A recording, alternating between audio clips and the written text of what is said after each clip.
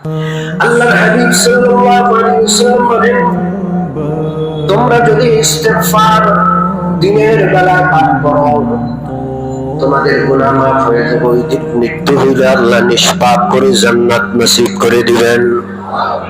কোন রাতে যদি ইস্তিগফারটা পাঠ করো, ওই রাতে তোমাদের মৃত্যু হলে আল্লাহ ক্ষমা করে জান্নাত দান করে দিবেন।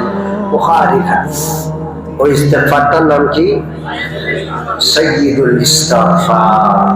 আল্লাহুম্মা আনতা রাব্বি লা ইলাহা ইল্লা আনতা خلقتني وأنا عبدك وأنا على عهدك ووعدك ما استطعت أعوذ بك من شر ما صنعت أبوء لك بنعمتك علي وأبوء بذنبي فاغفر لي فإنه لا يغفر الذنوب إلا أنت।